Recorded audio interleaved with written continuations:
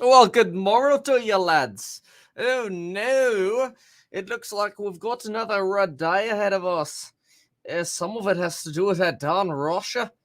Anyway, so welcome back, folks. We do have a little bit of red here. And one of the big things that's coming through, obviously, is the Russian news that, and this is from last night, that the United States is potentially paying as many as 8,500 U.S. troops to be on standby for any kind of drama that should unfold against NATO allies in Eastern Europe. Volatility index jumped to the highest level that we had seen since October of 2020 yesterday. Keep in mind that the volatility index is something that that is also deemed to be the fear index. And right before the election of 2020, there was a lot of fear in the market. Now, generally, I love investing when there's a lot of fear in the market. A lot of expectations that Mr. J Powell might be giving us some more deals coming up. Who knows, though? It's going to be very interesting. And it's a big bet on J Powell to assume that he's going to either bail out the market or help the market. I think one of the things that's very interesting is you're seeing a massive company like a GE have continued supply chain pressures. And in my opinion, this remember the latest data that we're getting. The latest data, in my opinion, is going to be the most salient to Jerome Powell and to the Federal Reserve staff. Yesterday, we had data from the New York Federal Reserve that consumers were spending less money on non-essentials, but more money on essentials, implying that inflation for things like food and gas is actually hurting them. Well, on top of that, GE not only missed sales expectations, but apparently they complained multiple times about grappling with worsening supply chain pressures and the effects of the Omicron variant.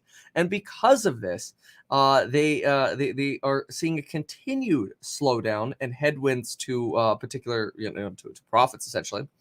3M was so uncertain with sales related to what Omicron might end up doing in Q1 that they're not able to give guidance until February, they're saying. Although people did buy more Post-it notes and adhesive tape in the fourth quarter. I did recommend buying Post-it notes in the fourth quarter, but I don't think I can take credit for that one. Raytheon also complained about supply chain turmoil. And GE particularly complained about supply chain pressures in their healthcare division. Now, at the same time, we also saw margins expand, and this is like literally the in my opinion, worst case scenario, because it sends the signal to the Federal Reserve that, hey, we're making more money while at the same time we get supply chain issues. That's not so great. So GE also said the P word, which is not so great. They said that they are experiencing persistent supply chain challenges across all businesses, and that they are trying to do everything they can to try to control costs. 3M delaying their guidance was also a big surprise. IBM guidance yesterday was a complete nothing burger. By the way, the company was very, very, in my opinion, misleading with their guidance, sort of implying that, oh well, yeah, our company's different, so it's gonna be hard to compare. It was a little bit of sound a little Patrick Warburton there, but anyway, okay. Then listen to this. Deutsche Bank last night made a call that there will be a worsening outlook for the U.S. stock market and an improving outlook for the Chinese stock market, because get this, China's lowering rates and the U.S. is raising rates. So they changed their weightings for stock markets, moving U.S. equities to neutral from overweight, and the Asia Pacific region to overweight from neutral. Now, this does not necessarily mean buy Chinese stocks in America. because you're going to have a liquidity divergence between the two stock exchanges. So, for example, like let's say you have a company that's dual listed, and it's $100 billion company you in America, and it's got $100 stock price or whatever, and there's a certain set of earnings or whatever. The amount of demand for the shares is going to drive the price here, and if we have less demand for shares in the U.S. stock market, then that slows down Chinese stocks as well, even though earnings could be the same spread across two different stock exchanges. I know that sounds wild, but that can be how it could work out. You could see less gains in the U.S. stock market of a Chinese company. Anyway, some estimates that maybe you saw the short I posted yesterday talking about how rare it is to go from like a negative 4% day to a positive day. Some estimates that this could lead to a good amount of pain for future months, at least 1 to 3 months out. And this kind of reiterates a little bit of what Ross mentioned yesterday, which was it's okay, but probably or potentially okay to be very patient in the market, dollar cost average into the market, and don't sort of YOLO all in onto this market. So let's see here. Okay, we got a little bit of Canada here. That's not so important right now. Okay, good. So kind of going through this. Now, there is a headline here that we've got the IMF cuts 2022 global growth forecast as U.S. and China recovery wanes. That's quite interesting to me. Let's go ahead and look at this one together. I just saw this one here together. So in its World Economic Report published on Tuesday, that's today, the IMF expects global GDP to grow 0.5% less than previously estimated. That would be a total of a 4.4% growth. The revised outlook is largely due to markdowns in the world's largest economy, U.S. and China. The International Monetary Fund has downgraded its global forecast for this year as rising COVID cases, supply chain disruptions, and higher inflation hamper economic recovery. And let's see here. In its report published Tuesday, the IMF expects GDP to weaken. Okay, so we got it. Where's the U.S. part? Where's the complaint? Okay, here we go. The revised outlook is led by growth markdowns in the world's largest economies, the U.S. and China. The U.S. is expected to grow at 4% or 1.2% lower than previously forecast as the Federal Reserve moves to remove stimulus. Look, I think one of the things long the indices, short the craziness, says what's it called? CNBC. But anyway, what's really interesting to consider is think about how our market has consistently had hope to look forward to, and how that hope has really rotated.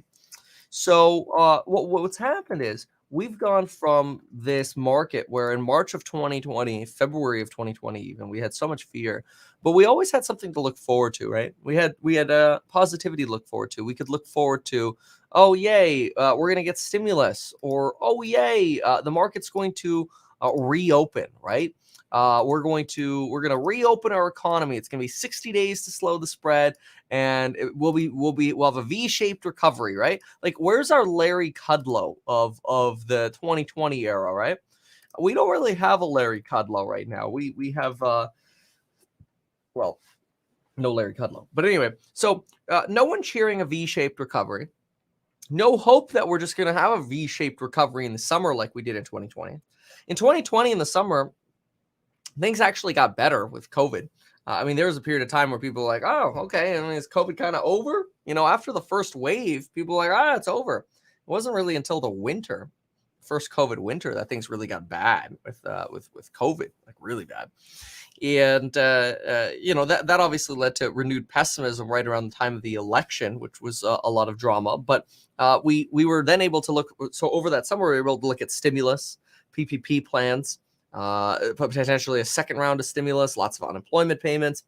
You then get to the end of the year, and we get vaccines, which everybody had a lot of hope in that the vaccines would work quite well, and so the market explodes on vaccine euphoria. Then we get some inflationary fears at the beginning of 2021, but in general, Jerome Powell was reiterating, don't worry, inflation's transitory. Inflation ended up being transitory in the summer of 2021. You might not remember this, but in the summer of 2021, inflation actually started rotating down.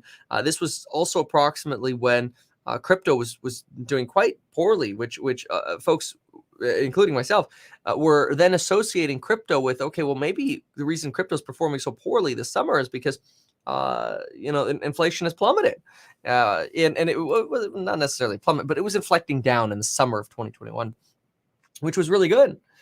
The problem was Delta variant comes, right? And so far we've still got all this optimism, right? We still got stimulus, we got child tax credit, we got unemployment, like people are still getting money, people are still getting stimulus, people got the third stimulus check, the second stimulus check, right? I mean, all the stimulus, more and more stimulus. The problem is, at every point during this pandemic, we've had some form of massive support. Unemployment, PPP, stimulus check, Jerome Powell running the printers, optimism of something ending, whatever, blah, blah, blah, blah, blah, blah. We're in a very different place right now. What we have right now is a lot of short-term pessimism about supply chains. No more stimulus checks, no more child tax credit, no more student loan forbearance after a couple months, no more unemployment boost, no more stimulus checks, no more Federal Reserve printing money. That's going to end. Like literally all forms of stimulus are just ending roughly at about the same time. And now we have this massive U-turn from December to contend with, which is the Federal Reserve saying, you know what, hey, JK on transitory, Delta screwed that for us. So you really have this very, very bleak outlook, where one of the reasons I expect we're going to continue to see volatility and potentially pain is this short-term belief that there's no good news. And good news is really important to the stock market. Good news, bad news, good news. This all creates the typical ups and downs. But if all you have is bad, it makes it very difficult for any good news to really be cheered, if there is even any. And of course, now we've got Russia, supply chain issues, inflation that's out of control, a Federal Reserve that wants stock prices down. They're not going to capitulate just because the NASDAQ and the S&P are down a little bit. And I think that's one of the things that I would be surprised if they do. I can't obviously guarantee it, but it wouldn't make sense. I do think that they'll end up saying something like, look, we don't want to crash the markets. That's not our intention. And last week when they did this, the market actually kind of had a little short-term rally on that. But that's just going to be a perfect opportunity for hedge funds to reload their shorts, my expectation. But I mean, look, S&P's down 8% year to date. NASDAQ's down 12.4% year to date. But just go to the 1-year chart and look at that. The NASDAQ's actually flat, which is kind of wild. S&P up 14.39 on the 1 year, and that's because we've shaved off so many gains just here in the last few weeks since the end of December, really. Oh, that's wild. Let's go to the 5-year. Yeah, well, 5-year, you get that NASDAQ outperformance. But anyway, today the Federal Reserve meeting starts. We will not hear about the results of the meeting, of course, until tomorrow. And so that's it's kind of interesting. It's something to keep an eye on, right? Anyway, here are futures. Actually, you know what? I'm going to prefer to jump on over to futures. See, those are about 10 minutes delayed, so we're going to go here. They're actually not as bad as CNBC has here. So let's go ahead and jump into this right here.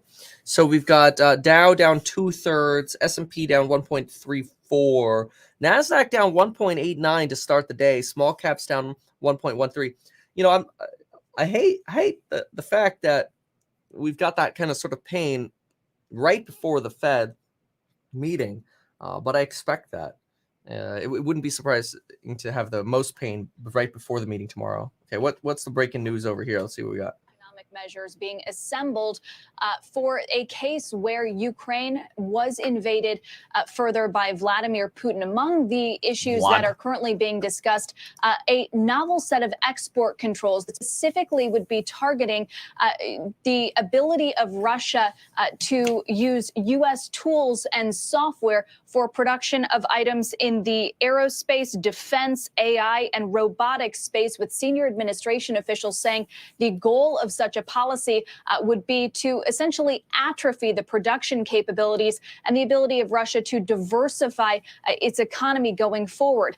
The U.S. is also discussing with allies and partners around the world a plan to bolster Europe's energy supply and to replace Russian exports of natural gas, specifically for a situation where some of that supply might be cut off if, in fact, sanctions cripple the ability of Russia to export that natural gas. The administration is currently discussing with natural gas companies the rerouting of shipments from destinations around the world, from Africa to Asia to the Middle East, to get those cargoes to Europe instead. And these officials said that some of those shipments have already begun arriving in Europe. The belief is that Europe has enough natural gas in storage for at least a couple of weeks if there were an invasion and if sanctions did go into place, and that some of these shipments would then be able to supplement and to provide supply for Europe after those supplies in storage. Dude, this sounds terrible.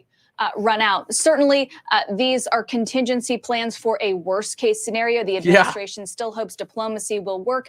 And these are executive actions that the administration is taking in lieu of a broader sanctions package being agreed by Congress. Those negotiations are still underway. Back to you. Kayla, thank you. Kayla Tashi on obviously something very important for the world's energy market. Yeah, that's crazy. That is pretty wild. Yeah, look, it's important to remember that this is a very turbulent time, and there is an absolute shortage of good news in this market. And I hate to say it, but when you're in a market that has a shortage of good news, you're going to be experiencing pain for some period of time, and that's not necessarily a bad thing. It's just something to be expected. Now, the big question is this time different? And I would say for the vast majority of I would say 99% of long-term investors, the best thing, especially if you're invested in a very diversified portfolio, I'd say for 99% of folks, who cares? Just focus on opportunities that pop up in the market, buy the dip, and shut up, so to speak, right? I think if you are exposed to a substantial amount of potentially companies that would fare worse under a Federal Reserve regime of consistent tightening over this next year, then there can still be consistent drawdowns, for the next 3 months that are really quite painful. And that's where that diversification really becomes quite exciting. In the long run, we all know time in the market is better than timing the market. So evaluate. Do you want to day trade? Do you want to swing trade? Or do you want to just stay invested and look for opportunities to buy the dip? Now, we do have 3 minutes to go until market open. And so what we can do is we can go ahead and just take a peek and see what's going on. I will say it does feel like the Russia drama is somewhat kind of revving up more so in the last 24 hours than really it has at any point in the last few weeks. That's something a little bit more alarming to pay attention to. Okay, so let's hop on into El Stickos over here. All right, let's see here. So we've got Steel Dynamics. Wow. Okay, so Steel Dynamics reported yesterday, and they're down 6.23%. Now, I actually think they're down more on news about drama over who's going to do the Cybertruck than their earnings, because their earnings weren't necessarily bad. Yeah, what was also incredible, and I tweeted about this yesterday, was that the cost of steel fell 20% in Q4, rolled steel, but they were actually able to increase their export prices by 8%, which is quite interesting. That essentially they're able to raise prices while their costs are going down, right? And this is very much, in my opinion, something that the Federal Reserve will look at and go, why? When consumers don't have enough money to spend on non-essentials, when companies are raising prices because we have high inflation, companies' profits are going up, we still have supply chain issues. Why are we going to care about bailing out the stock market when we need to deal with inflation? Their job is not the stock market. Do not be confused. People keep, I hear people try to say like, oh, but I mean, if the stock market falls, then jobs will drop. Dude, have you seen the jobs market? There are not enough people looking for jobs, okay? There's way more job demand than ever. Like, we have the capacity to have a little bit of a crash and a little bit of softness in the job market, okay? Like, we have plenty of that stretchiness right now. So I really, in very few scenarios, think that Jay Powell wants to bail out the stock market. I do think he's going to make it very clear tomorrow, though, that, hey, I don't want to cause turmoil, But anyway. Oh yeah, Putin walks into a Ukrainian bar, walks to the music box, inserts a ruble, and plays his favorite song, Justin Timberlake, Crimea River. Crimea River. Yeah, that's a good one. All right, anyway, okay, stuff's red. So Matterport, Affirm, SoFi, these guys down 4 or 5% here. Trade Desk. Yeah, do we have green today? Yeah, we're a little. Let's get the bell and see. Not much. Let's listen in.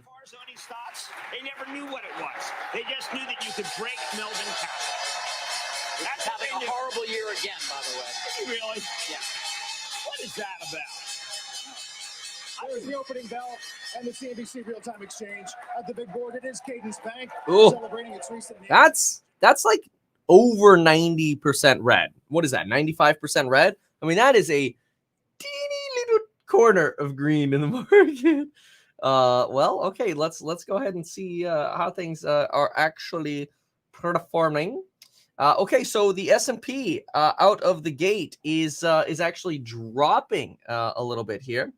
Not super exciting. We've got let's see here. Palantir looks like it is well, not really clear what it's deciding to do here. Apple is trying to rotate green. Okay, good. Tesla. Yeah, we've got Tesla's moving up. That's a good sign. Tesla got credit upgraded here. Got some nice buy activity, it looks like, coming in here. Tesla at about 920 right now. In the pre-market, it did go down to about 875. Worth noting, some pain there. Let's take a look here at how ARK's performing today. ARK is trying to go slightly green. It's down about 2.5% right now in pre. So's Lucid. I'm sorry, not in pre, at the open here. Volatility back up. Let's see here, but potentially coming down again a little bit. So let's keep an eye on this. I still can't believe we almost went to 38 yesterday. It's going to be a crazy day if we ever get to 40 over the next few days. And if Jay Powell rug pulls us, that's where we go to 40. It's all eyes. Everything's a bet on Jay Powell right now. If Jay Powell comes in with the money printer, we're going to the moon again instantly. Rivian 5%. Look at that. Wow. Rivian 5% up. Pinterest 4.5%. AMC 4.2%. These are all to the downside here, sadly. Enphase at 123 right now. So we're not seeing like the depths of despair that we saw yesterday. Let's see here. Slight rotation down there on Enphase. How about QQQ? I'm just trying to get an overall feeling of the direction of the market. And right now, it looks like the market is trying to improve, going from about a 1.9% loss on the QQQ to about 1.8. Not sure if this is going to last. That's going to be the big question. One of the things that we're really see Tesla's coming down. One of the things that we're really paying attention to is the fact that we are in a situation where we've got to get I don't know what I'm trying to say. Never mind. I feel like I pulled like the Joe Biden there. But that's okay. Anyway, let me take a listen here quickly to what CNBC says. I'll collect my thoughts. Scared. Well, first of all, they shouldn't be at home. They should be working. Forget that. Are people scared right now about their 401k? Well, how about the idea of investing a little bit right now in your 401k? I mean, I'm frantically trying to invest a little in my 401k. I mean, I got all these rules now. But, I mean, what am I going to do? Am I going to wait till it's down 20? Why? Yeah. How about down 10? Okay, I'll be ready with a little firepower if Yep. it goes down 10. Your point's good on Amex specifically, which is, by the way, leading the Dow. You got a div hike out of there, 20%. It was a great quarter. T&E, though, still down 18 from 2019. Well, you know, that's going to come back. I think that what really matters is that card growth. Look at Lockheed Martin, because the Aerojet General, there's another. I mean, I love Jim Takelip, but you know, he didn't. Now, let's take a look at this. So let's see if we can get. Ooh, look at Nike, folks. Look at Nike. You know, this right here, I do wonder. I'm not sure if there's any news on Nike, but I do wonder if the fall in consumer non-essential spending is what's affecting Nike here. I can find out in just a moment, though. We'll take a look at that. In terms of green, I do want to know what is actually green today. Let's take a look here. Okay, so we do have volatility. Mind Medicine at $1.03, but I mean, like, okay, it was in the 90 cents yesterday. Smile Direct Club's up about 7%. Logitech, wow, okay, Logitech had earnings last night. I do wonder what their forecast was. So let me look at that. So I want to look at a few things. I want to see if there's anything going on at Nike, and then we got to figure out Logitech. Did Logitech provide? What did they say in their earnings call? Because I don't think they had their earnings call. I think they just released their earnings yesterday. Let's see here. Nike. Okay. Nike gains after Wells Fargo calls a rare buying opportunity. Yeah, well, a lot of good that did. It's now rotating down. So a little upgrade there from Nike, and then maybe there was like some trader momentum that it went into Nike, and that's why it's falling now. Smile Direct Club. Let me see if there was any actual news here. Let's see here. Smile Direct Club. Oh, that's not good. Smile Direct Club to close overseas operations and cut jobs. Okay. It's still up today, though, but that's okay. Okay, but they're doing this in a bid to become profitable. And now they want to focus on margins more. And this was after earnings. So the news of cutting jobs at Smile Direct is actually making the company jump. Now, I understand the thesis of wanting to increase margin. And a lot of companies cut a lot of jobs during the pandemic. And it was a phenomenal way of ensuring that their margins would expand, just as they have been. But if you're ending overseas operations, it does raise some question of really why. Okay, now let's look at Logitech here. Logitech. I do think this is probably what's going to make Corsair move. So if you're looking at why Corsair and Logitech might be up, it's probably because of Logitech earnings, which I believe beat yesterday. Well, yeah, we have beat on adjusted EPS of they came in with $1.55 of earnings per share. Consensus was only 1.1, so it was actually quite a substantial beat. But oh yeah, and so okay. See, here's another one with the shortages, folks. The shortages are not going to appease the Fed here. It's now GE, 3M this morning, and Logitech all complaining about supply chain shortages lasting. And the answer here is Logitech CEO expects semiconductor shortage to continue in 2022. No clear indication here on when that might subside. However, they did raise their 2022 guidance, which was positive. And remember, this earnings season is going to be all about guide and not about Q4 earnings, in my opinion. Now, market is rotating slightly positive right now, which is good. Looks like, let's see here. Let's get QQQ. All right, let's take a peek here. Oh, yeah. Okay, QQQ has chosen a direction, and that direction is slightly positive. Very exciting. So slightly positive on QQQ here. And we're seeing more things turn green. See, I always like looking at sort of the breadth, which is just sort of like the amount of stocks rotating in one direction. And look at that. We went from barely a half page of green here to, wow, to like almost 3.5 pages of green in the matter of, like, what is this? 8 minutes. That's incredible. That's incredible. So 8 minutes, we get 3.5 pages of green on Webull. That's really an incredible. That's very, very positive. Let's take a look at how the individual ones are performing here. So, ooh, yeah, look at that. Nice move here on Tesla. That's good. S&P 500. We have nice positive. Trying to go positive. No, it's up in the air here. It's kind of barcoded at the beginning of the day. It's a little unsure as to which direction to go. QQQ.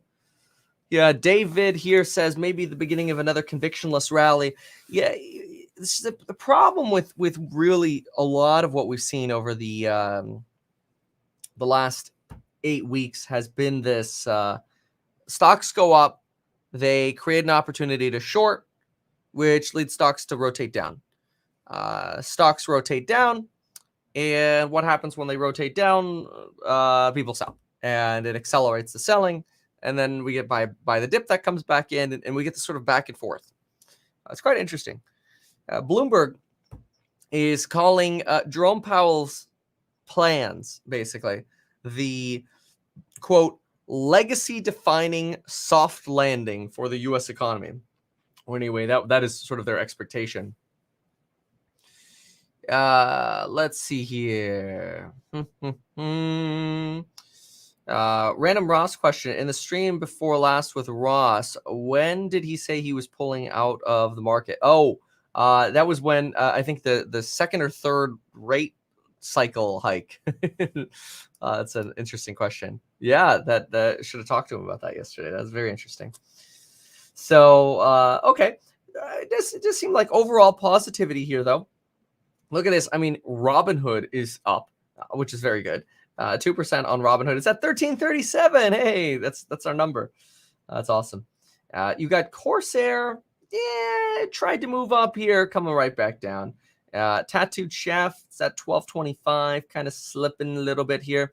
It does look like BTC making a nice little move here. And yeah, I think the Dow's kind of pain has slowed here a little bit. Let me give this a little refresh here.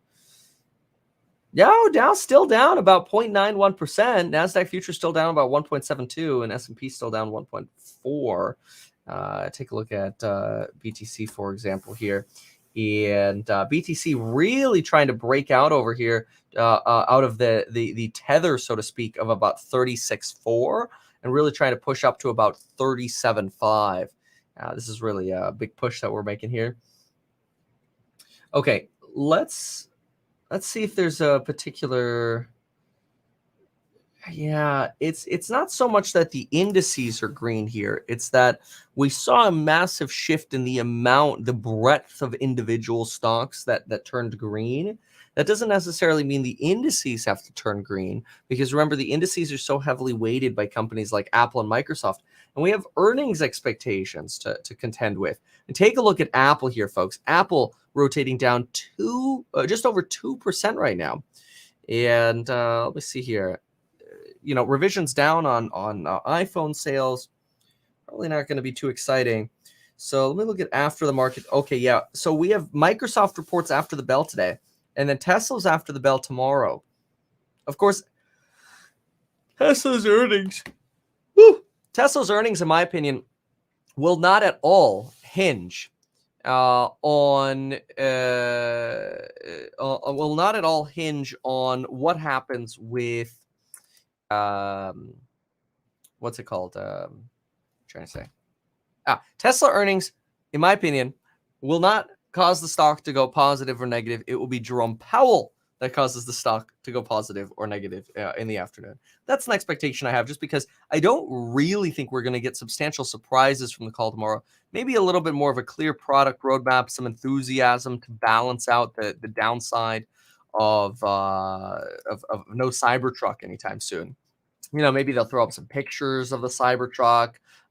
Maybe they'll. Who knows? Who absolutely knows exactly what's going to happen? But whatever, right? We'll find out. All right. Did I buy any UVXY? No, I did not. Those are fun to play if you want to play the VIX. Yeah, the operating margins matter, but the thing is, and you got to remember this, and because look, I talk about that all the freaking time as well, that the operating margins matter at Tesla. But one thing that you have to remember at Tesla is they broke 30% last quarter. That was a huge milestone when they broke 30% last quarter. The problem is, going forward, what other kind of news are we going to get? Like, now we're not going to break 30% again. We might not even maintain 30%. I'm concerned that there's potentially more downside news in the short, and this is very short term, okay? Very, very short term. And I want to be clear about that. Tesla, in my opinion, as a long run investment, is an absolutely incredible company.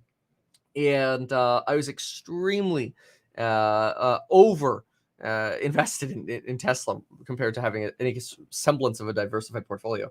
But which has done well for me. But yeah, I do think in the short term we're going to have some interesting pressures. So we'll see what happens. But so much of it comes down to the Fed, which makes sense. Remember when everything was don't fight the Fed, and now it's kind of like crap, the Fed's not on our side anymore, right?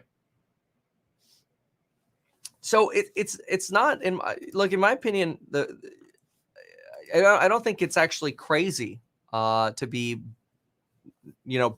seeing a lack of good news. I think it's actually delusional to assume everything's going to be good news in the short term. And again, that's not suggesting that everybody should be a bear now. No, that's not suggesting that at all. Okay, so take a look at this, folks. It does look like right now we're getting a little bit of excess pain in some individual stocks coming in here. Yeah, I think here this is well said. There's not a lot to be bullish about in the market. Look, here's the thing. Okay, and I'm going to say this, and we're going to talk about some of these stocks starting to drop. There are two kinds of creators on YouTube, in my opinion. One creator will tell you what you want to hear because they don't want to lose subscribers. The other creator will tell you the truth, even if that means losing subscribers. And so you got to ask yourself, would you rather have the truth, but maybe that means in the short term their subscribership doesn't grow as much and some people get upset? Or would you rather have the guy with the violin on the Titanic? Don't worry, everything's gonna be okay. Now that doesn't mean that I'm right, but I think it would be wrong not to tell you what I truly feel about something. This is why, and I think this is so critical, and then we're going to talk about stocks. This is why, during the AMC GME phase, I think I was extremely clear that any money that you were putting into AMC or GME was 100% not for fundamental reasons. It was 100% for momentum, hope, and the movement. And as soon as that ends, the price plummets, right? Or some other fear catalyst comes. And that's exactly what's happened. Anyway, that's a hard thing to say though, because then I remember when I would say those things during the AMC days, and then everybody's like, "Oh, you're a shill for the suits. Oh, you're bought out by the suits." It's like, again, choice, truth or subs. Anyway, so Rivian's down about 7.8% right now. So we got a little bit of an acceleration of pain right here. This is not ideal here. We've got DD rotating down, which is really incredible because DD, there was talk about DD, essentially pushing to get delisted in the U.S. and then basically list on the Hong Kong Stock Exchange for to be redeemable for over $8. But I don't know what's happened with that. I don't think anything's really progressed here. Ooh, AMC in talks to refinance their debts. Oh, cool. Okay, so DD down. What do we got here? Rivian. How's Tesla performing? Because if Rivian's down like this, I feel like that might be a little bit of a pain in the. Oh yeah, a little U-turn there on Tesla. So okay, so what's happening here at the moment? We've got Matterport down about 7.4%, and that's a solid rotation down here. That's quite painful. Again, doesn't really make sense for the market to rally the day before JPOW's, like potentially gonna rug pull us. Yeah, breadth is very poor in the market. 6 stocks out of 1 stock out of every 6 is positive. It's got an update on that. Pinterest, Bark, Peloton, even Peloton's red today, and it's had some U-turns to the upside. Arc, RK down about bouncing around so much here, down about 4%. Here's your ARC chart. Look at that, everything positive there for the first few minutes, and then boom, push to the downside. That's like a boom slap in the face. Okay, little green candlestick forming here. Let's see here. Lucid down about 3%. Okay, I mean none of these prices are as bad as the depth of the pain that we saw yesterday.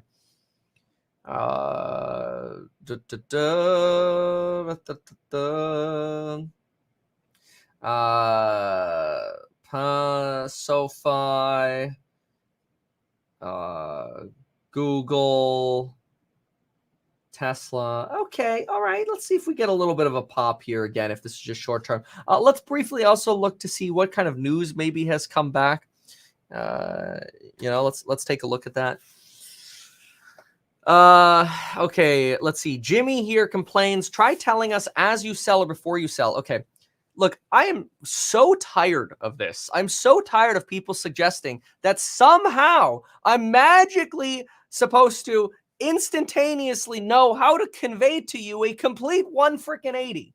Like this is quite frankly the most ignorant thing that you could say, Jimmy. And that is no offense to you because you are here every day and I respect you, but it is absolutely ignorant. Why is it ignorant? Because put yourself in the shoes of for 2 years saying buy the dip, buy the dip, buy the dip. And buying the dip is good, to how am I supposed to convey that crap, there's a problem. Okay, now I can do 2 things. I can lie and not reveal what I truly feel and just violin, or I could take a very short amount of time, if you think about it, and try to determine, okay, what can we do to properly explain why I had a very abrupt change, because it was abrupt.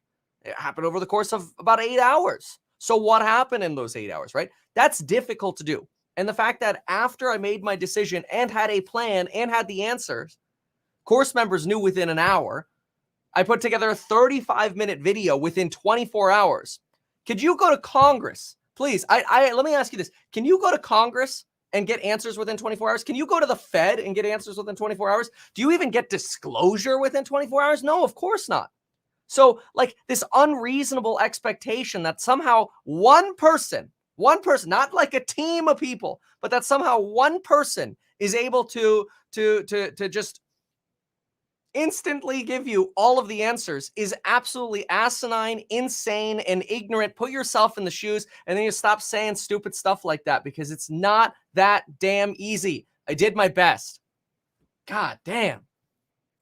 It's almost like you'd rather not have transparency. It's so stupid. Stupid complaining. Anyway, all right, let's see what's going on.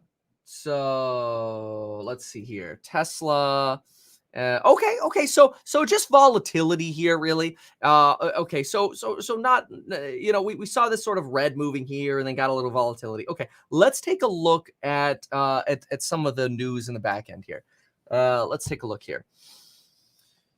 So, okay. All right. So, oh, yeah, and there's also news that NVIDIA is planning to abandon its $40 billion ARM deal. This is interesting. So listen to this one. NVIDIA is quietly preparing to abandon its purchase of ARM from SoftBank after making little to no progress on winning approval for the $40 billion deal. NVIDIA has told its partners it didn't expect the transaction to close, according to one person familiar with the matter. Ooh,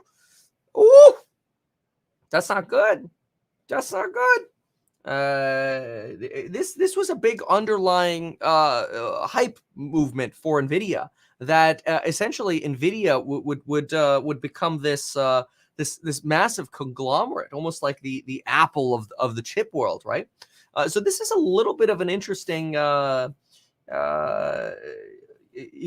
U-turn here. The purchase, here you go. The purchase was poised to become the biggest semiconductor deal in history when it was announced in September of 2020, has led to fierce backlash from regulators. The FTC sued to stop the transaction in December. Acquisition also faces resistance in China, where authorities are inclined to block the transaction even if it wins approval elsewhere. Woo! Wow. Okay, so that explains why we've got a little bit of pain in Nvidia. Now, to keep in mind, this is one of our larger S&P plays right here. So if the S&P really moves off of Nvidia here to some degree, right? It is a top 15 position, and the indices do tend to move quite heavily or are quite heavily focused on what's it called? On the big movers here, right? So that's quite interesting. 4.7% on Nvidia. No, that's a big move, folks. Look at Nvidia's market cap. Isn't it like 800 bill or something, or it used to be? It's probably way less now. Let me see, 600 or so. Oh my gosh. Okay, so Nvidia was almost $1 trillion chip manufacturer, folks. It is now trading for $557 billion. That's a big shave down. Yesterday there was a lot of talk, by the way, about cybersecurity. That cybersecurity warfare from China. I'm sorry, not China. I mean, China is always going to be a concern, but from Russia would potentially lead to a rise in cybersecurity stocks. And I will say, I do believe there's some incredible discounts to be had on cybersecurity stocks. The question just becomes, how much further do they have to fall?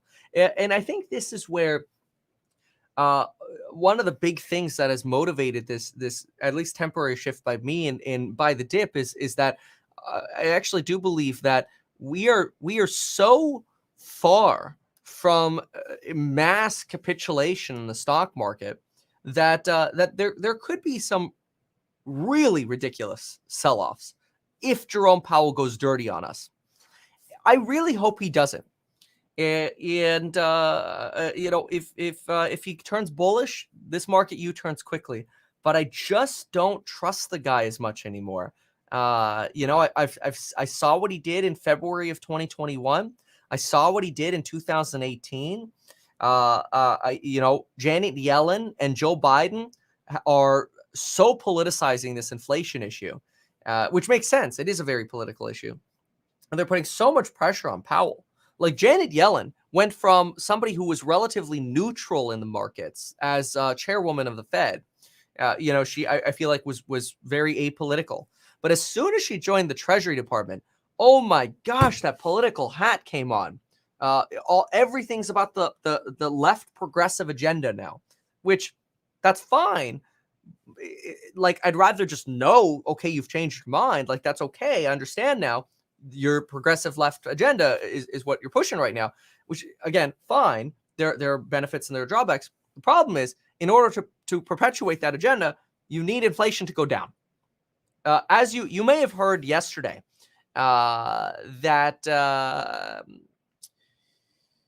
what was yesterday? Oh, Joe Biden called somebody a stupid son of a bee, and I actually thought it was like, oh my gosh, Biden's in there. I actually thought it was hilarious, and it was I thought relatively funny. Not much more than that, though. There was no like news to go along with it. But anyway, it was about the question of, is inflation bad for your policies and your administration? And Biden's kind of basically sarcastically responding with like, no duh, it's bad, right? But anyway, so I do think that the politicization of inflation is not going to help J-Pow be bullish on the stock market. We'll see though. Okay, so a lot of stocks here just dragging along the bottom. Let's see here. Proteros, gosh, $7. Arcimoto, Matterport, a little bit of a U-turn here at 950. Feel like yesterday it bounced around that level too. It went to 9.4. Oh no, it went to 9. Oh my gosh. Cloudflare, trying to get the intraday action here. ARC is bouncing around -5. Yeah, if we go to that 1 minute chart here. Yeah, it's just really, I feel like things are struggling to take off. Like it's the engine today that's kind of like, and then you get it on like, and then it crashes, just like, it's just not going anywhere here. If anything, though, Tesla's doing well. Maybe it's because, it's a lot easier to start an electric engine. No, that doesn't make any sense. I mean, it does make sense, but anyway. Okay, so Logitech, we've got a couple percent over here. We've got G-Tech 0.63. Yeah, look at this, folks. What happened to my 3 pages of green? Look, where did it go? I now have, what is that? 1 1/4 pages of green, and a lot's red again. That was quite strange here. So let me take a look to see what potential news has changed here. Oh, interesting. Oh, I want to read this. This is no bueno. Hold on a second. This could potentially be. This has to do with the suits. Stand by for an update from the suits. Here we go. Okay. Here we go. People setting up their puts. I think that's exactly what's happening. And that's literally what this says. Quant trend chasers. Trend chasers. Dude, Zoom, get out of here. Nobody wants you. Go away, Zoom. It's so annoying that Can I go to reader view? Gotcha. All right. Wall Street quants that chase market trends have flipped decisively short against both the S&P and the NASDAQ for the first time since the pandemic hit, setting themselves up as a force that could intensify the rut. Okay, here's what we need to do, folks. I'm gonna read more of this, but we need to pull up the shorts.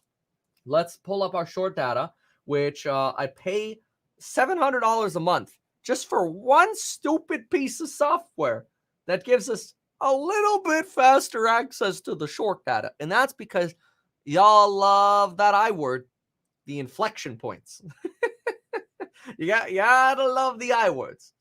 There you go, Metaverse. You make your own decisions. That is critical. Hold on, let me listen to this really quick. 11?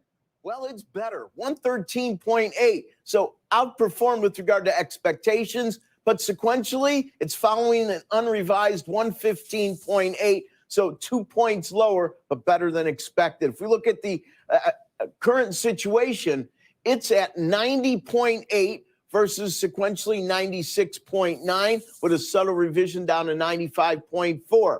So, consumer confidence up slightly. They're a little slow there on the banner, but a slight little beat there on consumer confidence. That's actually interesting. I think that's probably like a little bit more of a leading indicator that potentially consumers are a little bit more like, okay, we're kind of over this whole Omicron thing. I will say, I don't know if it was the football game yesterday, but I went to a cafe in the morning, and I'll tell you, both of them were just the most dead I have ever seen. I think that's a little abnormal because usually the market businesses seem to be pretty busy these days. But let me see if I can get. I don't know. Let's go SPY here. Let's see what we can get. So SPY short interest as a percentage of float.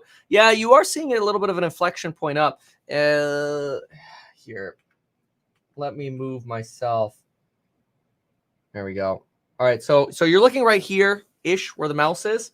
And so S&P short interest slightly moved up here a little bit. Let's just look at just a few stocks here. We're not going to look at too much here. Still high on Lucid, about 18% short.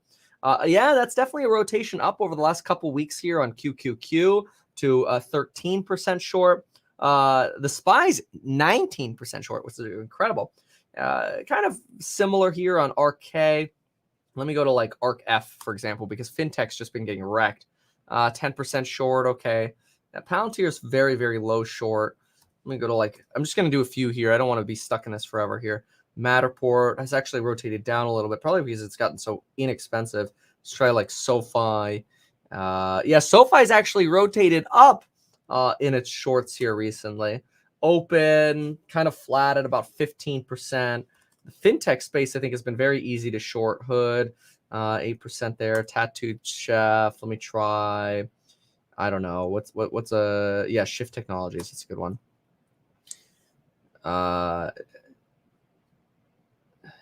Okay, cool. All right. Daughter, a shout out. Well, I don't know if it's Mia or Maya, so we'll give it both ways. Whether shout out to Mia, shout out to Maya. I'm gonna guess it's Maya. Shout out to Maya. I don't know which one it is, but I'm gonna go with both. All right. So let's see here. All right. I want a daughter one day. It's so awesome. All right, look at DWAC though, folks. 4.8% all of a sudden here. This is just the irrationality here of the markets. But that's okay. You know, you got to have some irrationality somewhere. I mean, look, this is kind of gross, folks. There is not a lot here that is very, very delicious. Let me see if Tesla's still holding on. Barely. Kind of boring.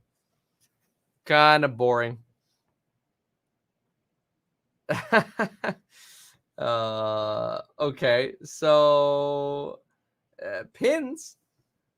Let's see here.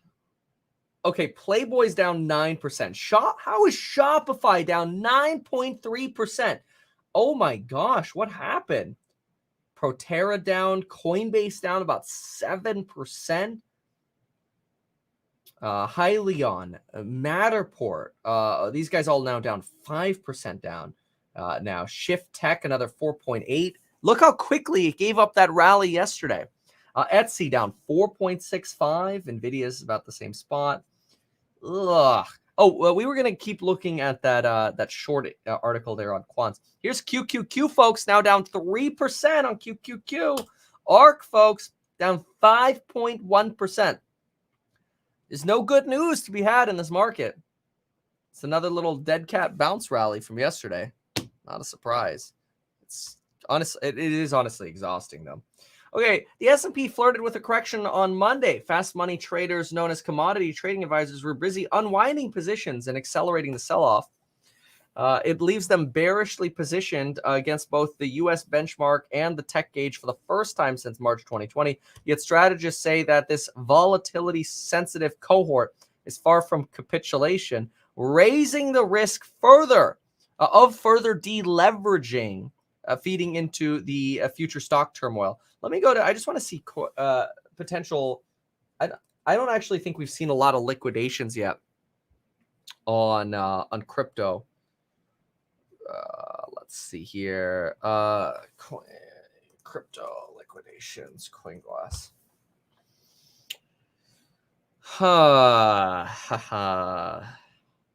Yeah, we really have not seen a substantial amount of liquidations. I mean, we did on the 20th when we really pushed a little bit more towards the mid 30s here. You could see that here on the chart, the yellow line going there to the mid 30s. But we really have not seen a lot of liquidations as we've been bobbing around. And I really think that the pain threshold for Bitcoin comes when we drop under 30. And then we're going to see a lot of liquidations, probably gap down to like 27, bounce back to 29.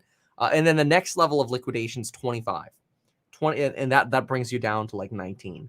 I hope not. I really hope not. But I think that's where people really feel safe with the leverage. Like, oh, we're not going to go there. And I think that's where the quickest pain might end up coming. And remember, we went down to about 29 to 28 in May. So it's not so terribly unreasonable to say that. U.S. and I don't want it to happen. Look, and I think this is what one thing I want everybody to remember too is like, I don't want the stock market to go down. You know, I want to be the biggest cheerleader for it. And I really believe in America long run. We're going to be the best growing economy. We're going to have the most efficient companies for the years going forward. Anyway, it leaves quants bearishly positioned against both the U.S. benchmark and tech gauge for the first time since March of 2020. Yet strategists say that, I already read that. U.S. equities have endured a tumultuous start. In absence of a Fed dovish pivot tomorrow, it would be difficult to see the market recovering simply because investors moved already to underweight positioning. Yeah. The Fed literally just pivoted bearish. I don't know how they're going to go dovish tomorrow. You know what? Maybe. Don't get it, though. But okay. This could be, let's see here. Undoubtedly a sense that we're in a new regime from the volatility sense. Current market simply continues to de-risk excess accumulation of exposures built over a long-term period of Fed suppressed volatility. Ooh, that's an interesting phrase. Fed suppressed volatility. I do think we'll see more volatility and probably lower lows. We've gone from a situation where on the near-term basis, people need to sell the bounces rather than buy the dip. Oh, that's an interesting phrase we haven't heard much of as well. Sell the bounce.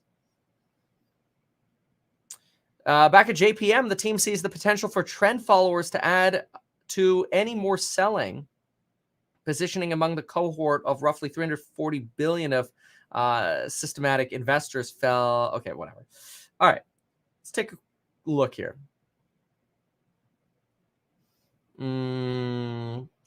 Thanks, another name. I appreciate you and your support. And again, look, you know, you see this all the time. People get hate in social media, and the first thing they do is they go into a hole, they disappear, they take a vacation, they go, okay, you know, I'm going to take some time to think about it. I'll be back. And it's just, I'm not going anywhere. And that's what I promised.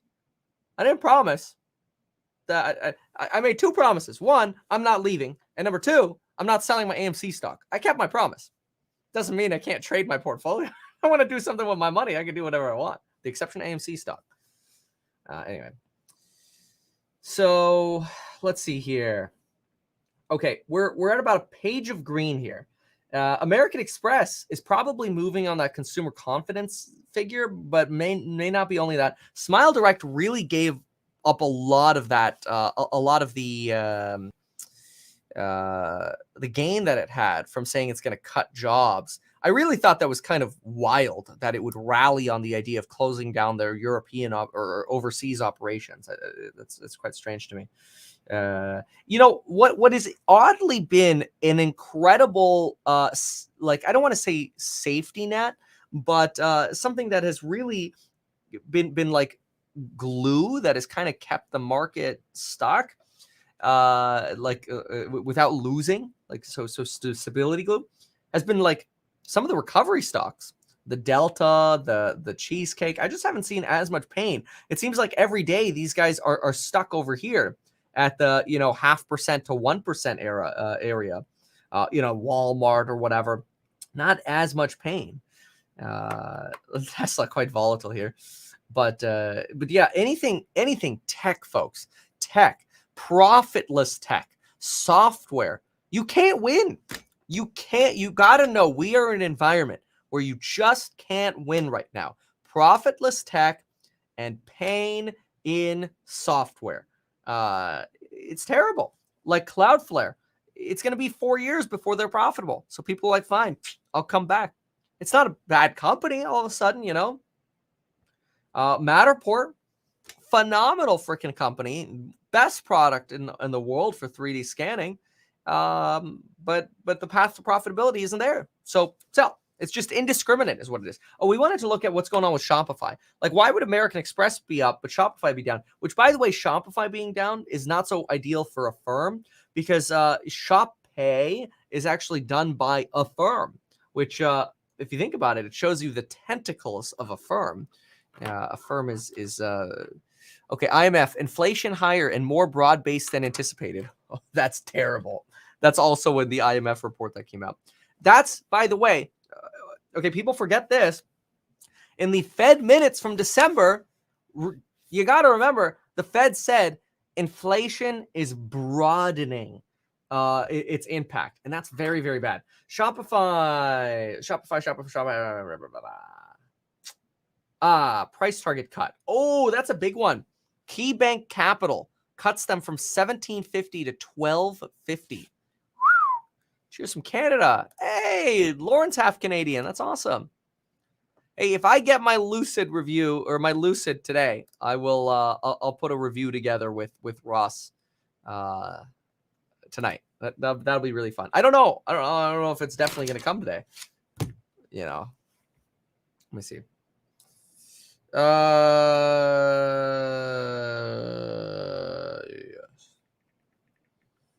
Okay. Okay. So, all right. So inflation is getting worse, especially with China's no COVID policy, along with trucker mandates and rising energy costs. Yeah, what I expect to see is that we're going to see this really like uneven decline in inflation, where we'll start seeing some commodities come down, some like container costs come down, but then we're still going to see pain in certain areas. It's kind of like when you have a building that's on fire.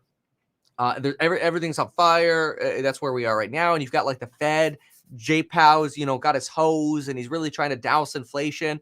There are always going to be hot spots. It's kind of like, okay, I got the fire out over here, but now that place is still burning. That side's still burning. It's, so, and then maybe the fire comes back over here a little bit. It's ugly. And, and then you got a very kind of damaged landscape after that. All right. Well, thanks, ABC.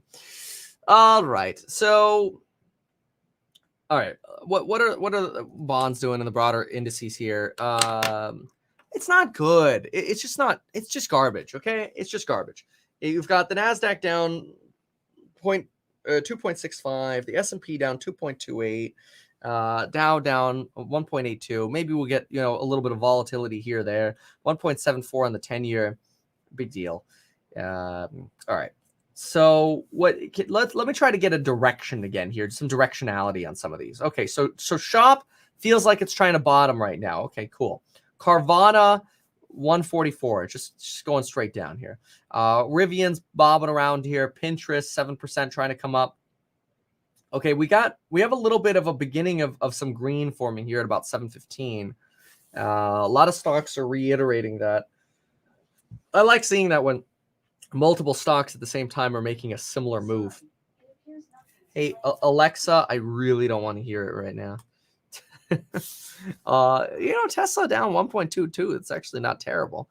It's a little bit of some weird bouncing we got here, but oh my gosh, look at that DWAC. That's amazing. Okay, for the market we're in, DWAC has done incredibly well, and not on fundamental merits at all, on momentum merits. But hey, you got to give it to it.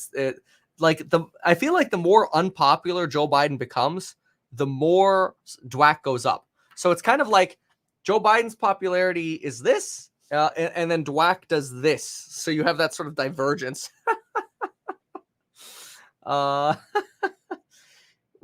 Which I hate to say it, the worse the stock market gets, the more you get the Donald Trump, you're going to see a crash the likes of which you've never seen before under Joe Biden. Right? The more that I think rings true in people's minds, and then you're like, all right, time to go buy DWAC. Now, what's interesting is look at Trade Desk's recovery today. They were down about 4% earlier when we had open, and they might end up turning green here. That's pretty incredible. They might end up turning green. Tesla. Yep, there's that 1.1. Yeah, Steel Dynamics, SoFi, Dave & Buster's. Okay. Affirm 1.85 to the downside. That's actually not that bad with that sell down and price target cut on Shopify. Probably because there was really no fundamental news there on Shop. Yeah, okay. A little bit of recovery here, but it's just we're going to see more and more of this sort of nominal pain, nominal recoveries. It's nothing like yesterday where we just saw a plummet of everything. Nothing like yesterday, which is good. But honestly, I think the more dangerous thing is the slow bleed.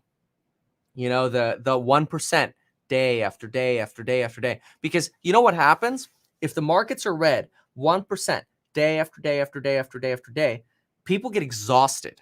They're like, oh my gosh, we've been red for 30 days in a row. When is this going to end? It's going to keep going, blah, blah, blah, blah. And so I think the sharp declines might lead to those quick bounces, but the slow bleed with just this constant kicking the can down the road with Powell is maybe where the pain really comes in. So yeah, I don't think we're going to get an instantaneous catalyst out of Powell. I think it's always going to end up being something like, oh yeah, we're still planning on ending the taper by March and raising rates in March, and we'll determine by then how much we're going to raise them. And then everybody's going to be like, what the F? We thought J-Pow January 25 was going to be a big catalyst, or 26 was going to be a big catalyst day, and it's not. Now we got to wait until March when rates take off. So, I don't know. We'll see. Pull the Band-Aid quickly.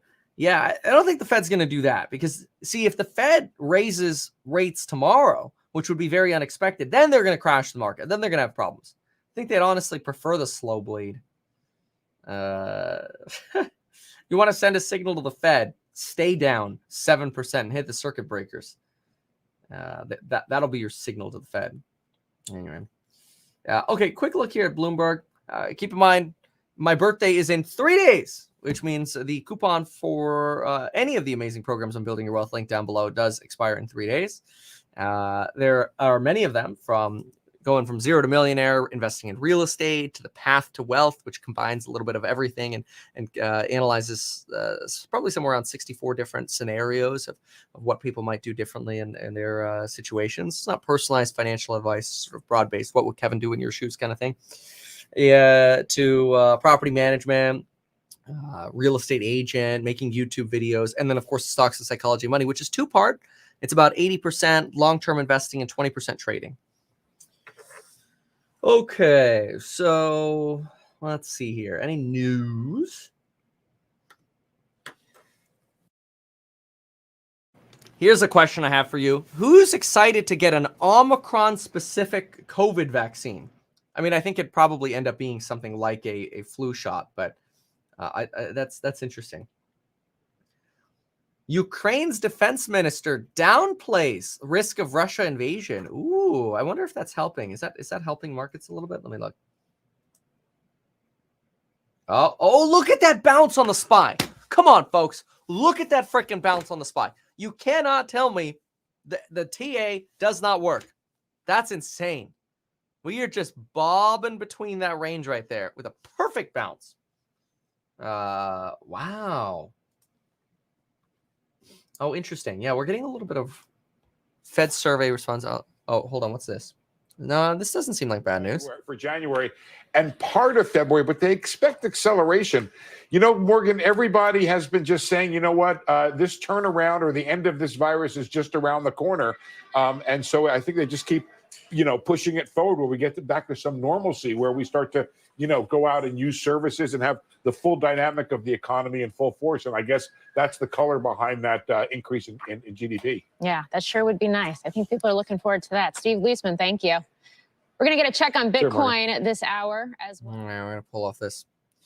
All right, so where were we? Yeah, a little bit of a rotation down at the moment.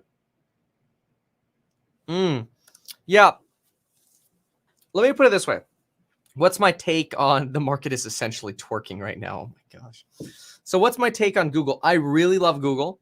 I think they're a phenomenal company, phenomenal stock. I do have concerns. The changes in ad revenue that YouTube content creators have seen has been more substantial in the last 30 days than usual when we transition from a December to a January. And that does have some folks wondering if there is potentially a little bit of a decline in like an outsized decline in, let me see if I could show you. Yeah, okay, let me see. So Yeah, it's probably down about 25% right now, what YouTube's paying, at least in the financial space, content creators. And that's a little bit more than usual. So that's the only hesitation that I have is, and that's really like more of a short-term thing because I think long-term they're amazing. But that's something that's kind of interesting is seeing a little bit of an extra decline there than usual. And so I don't know if just advertisers are going into the year a little bit more cautious or what. But that's somewhat interesting. Okay, what was with this UK defense minister? Let's go back to this. Defense minister seeks to dial back rhetoric, blames the media. Oh, I've never heard of that one before. Ukraine's top military official played down the risk of a full-scale Russian invasion, laid part of the blame for heightened tensions on international media, insisting that the threat from the Kremlin hasn't significantly changed in 8 years. Oh, okay. You mean the 124,000 troops on the border of the Ukraine is not an increase of a threat? Okay. Defense minister pushed back against war-footing rhetoric and called for calm as Russia amasses over 100,000 troops along with tanks and heavy weaponry on the Ukraine's eastern border. Are you like high? Like, oh, you know, in 8 years, we've never had 100,000 troops on the border. Now we have 100,000 troops on the border, tanks and missiles pointing at us. But you know what? Nothing's really changed over the last 8 years. Come on, dude. All right. As of today, the Russian army has not formed a strike group that would be able to carry out an invasion that you know of. Whatever, dude. It's this guy's opinion. It's almost like he's got to peddle calm in the Ukraine. Ay. All right. So, yeah, it's like slowing down on the volatility here a little bit. Bobbing on the S&P 500. Look at that. Sitting in our channel over here. You just stay within the lines. Stay in your little cage. Tesla down almost about 2%. It's that slow bleed's going to drive people nuts. We'll see. But I don't really see a substantial move in pain. But then again, yesterday, well, it depends on what stock you're in. I mean, if you're down here at the bottom, I mean, look at some of the pain ones, right? If you're down at DD down 7.1% or Matterport 7% or Rivian down 7%, it's exhausting. It is exhausting. Lemonade down another 5%, Zillow down 5%, Etsy down 5.5%, Nvidia down 5%. Wow. Oh, Airbnb, 140. Now we're getting juicy. That is quite interesting. Oh, yeah, 140. You're getting back to IPO pricing now. I've been waiting for IPO pricing, honestly. That's fun. All right. Well, we'll see. I mean, yesterday we didn't have a lot of deep red until later in the day. So it was probably what I want to say was really between like 8 and 9:30 that we really had the pain, and then we had the U-turn to the positive at 9:30. Powell speaks tomorrow at 11 a.m. Kevin, how is that a true measure of YouTube as more and more advertisers are turning to sponsorships with content creators this year? It's just more of an anecdote that we're seeing as a year-over-year shift. You know, if usually you see YouTube revenue decline 15%, or it's really clicks per 1,000, right?